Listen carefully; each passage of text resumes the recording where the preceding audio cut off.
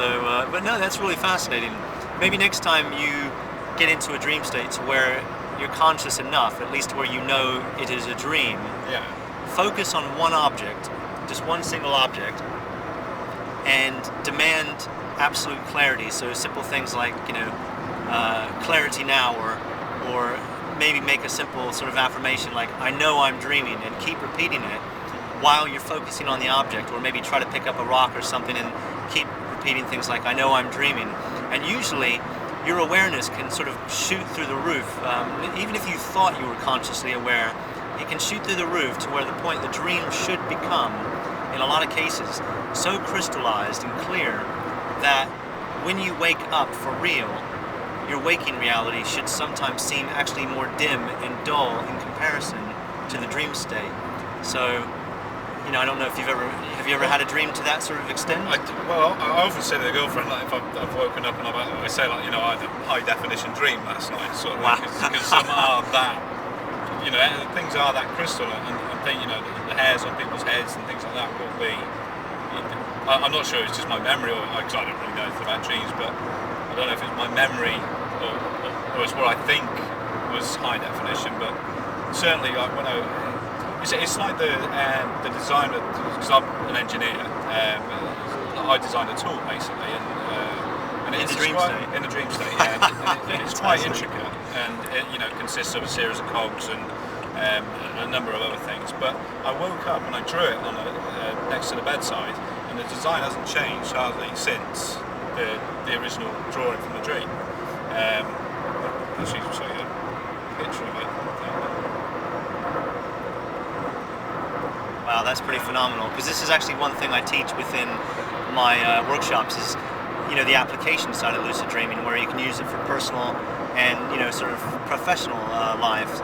And one of the sort of benefits I discuss with people is sort of being able to sort of tinker in the dream state with maybe, inventions, and then be able to sort of bring the data back into waking life. Yeah. Wow. But it's inside there's a series of cogs, and it's what's being painted as a drive offset ratchet spanner. Yeah.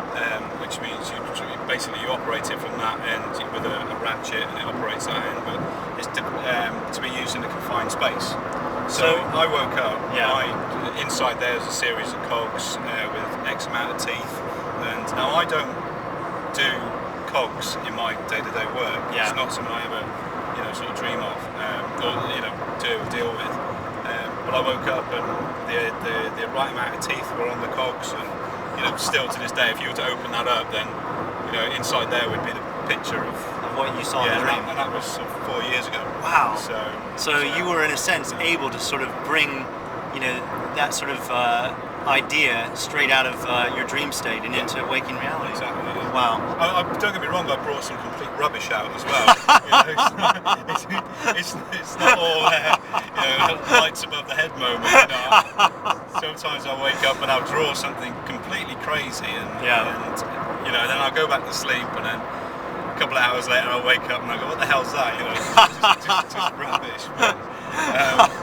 But sometimes there are just some moments that I guess something's good come out of it, I suppose. Brilliant, absolutely brilliant. I mean that is one of the, like I said, one of the applications I discuss with people, and I think that's brilliant that you've just laid that out, as an example for one of your own, sort of dreams, and a product of reality now.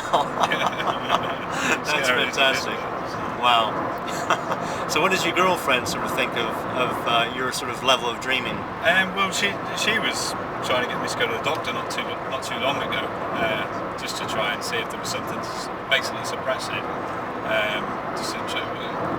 I don't know whether you need to go into a deeper sleep or a lighter sleep, or we've tried different settings on the lights in the house, and we tried a number of things. I sleep better on the sofa. When I'm in an uncomfortable position, I probably dream less than when I'm on a bed. And so I've slept on the sofa, I've slept in the car, I've slept in ridiculous places just to get a better night's sleep sometimes. So that's really incredible. So how many hours, if you had a really good night's sleep? What's your average for hour-wise? Yeah, I'd probably go to bed about 11 o'clock or something like that. I get up at 6:30 every day. So, but on the sofa, if I sleep on the sofa, I'll have a much more relaxed sleep, I think, than I would on the bed. Interesting. And she's even got to the extent of putting pillows under my legs when I'm asleep and things like that, just to try and make things a little bit sort of more uncomfortable, I guess. Or she'd pull my leg around to put me in a crooked position or something like that, just to see if that. That's really interesting.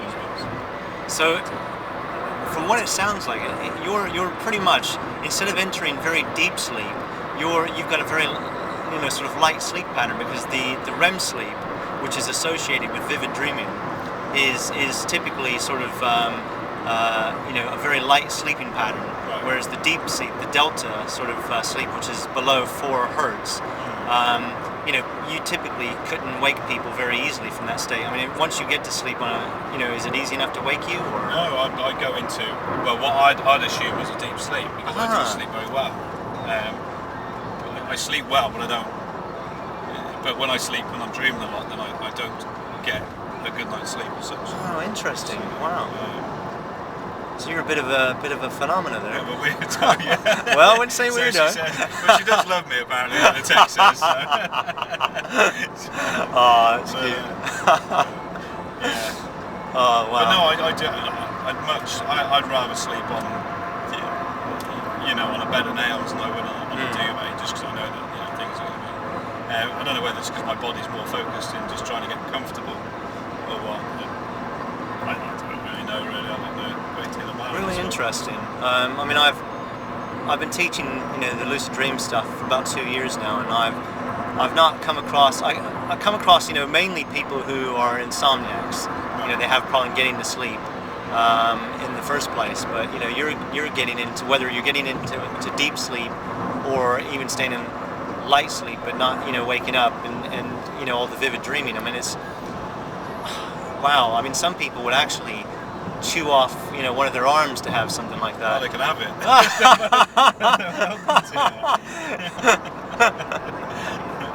That's fascinating. Really fascinating.